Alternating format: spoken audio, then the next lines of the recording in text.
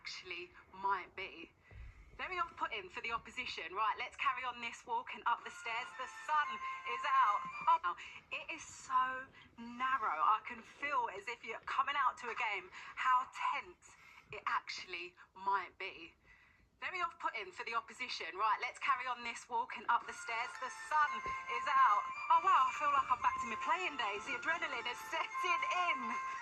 The music's playing. Imagine the fans. I'm just having my moment, but I've got to carry on walking because we've got a couple of fans now joining us from 1878's fan group. Hello.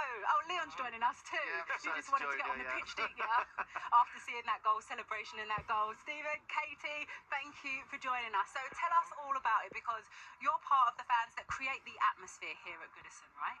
Yeah, so obviously you've probably seen over the last couple of years now that we've had a few crazy nights and days at Goodison with the flares which started at Chelsea, which was 3 years ago yesterday. I think it was one of Kate.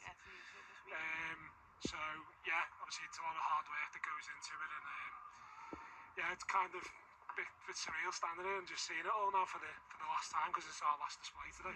Are you ready for the new stadium and the new home and creating that atmosphere? No. Oh, Not you yet. don't want to let it go? Not yet, no. Do you know what? I feel like this has just come quite quick. It's hit us like that. So we've just come through the season and the past 10 days has just gone.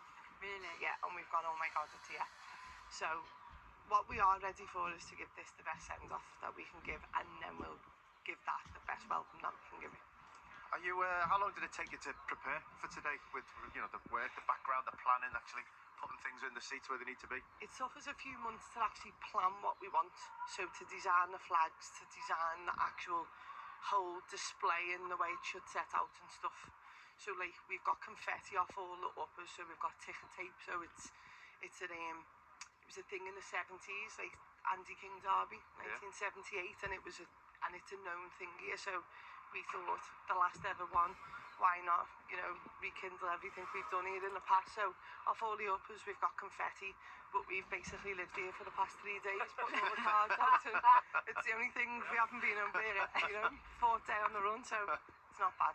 Stephen, tell us about, because have you met with the manager about how you're going to try to recreate that atmosphere in the new stadium? Yeah, so we met the manager a couple of weeks ago actually in the Winslow, just the pub around the corner, and for a pint, yeah. I've been trying to get him in there for years. Yeah, so we obviously presented him his flag, obviously welcoming him back to the football club, and to be honest, he was made up, wasn't he, Kate? Yeah, he was like, you'd best be carrying on this to the new stadium, and he was saying how much it's helped the players and the players that had fan club. Obviously we had Seamus down in the week when we were doing the setup. He come down and visited all the volunteers and ourselves, and his gratitude, and he was brilliant. He was a first class bloke, and he's everything to me what Everton is. So. Hey, you were saying there that it's emotional, you don't feel like you are ready to leave. Do you think that's most of Evertonians' feelings right now? That yes, you have this brand new shiny stadium, but not quite ready to let it go? Yeah, it's one, and you just don't want to leave it. So the closer it's getting, the less you want to go. But we need to go to move on as a football club. We have to leave, for us to be able to compete again at the right end of the table, which we haven't been doing in recent years, and for a long time. So we know we've got to leave, but sentimentally you don't want to leave. But we've turned up earlier today, and even the pubs are chocolate. They were chocolate at 11 o'clock and the streets are chocolate, so it feels that little bit different today. So we think there's going to be some atmosphere in here today. But look, we also know that you've got a whole load of history with this club. You know Rachel Brown finished. I had a text message from Farabee. Yeah. Katie Carter's coming on the show, so tell us a bit more.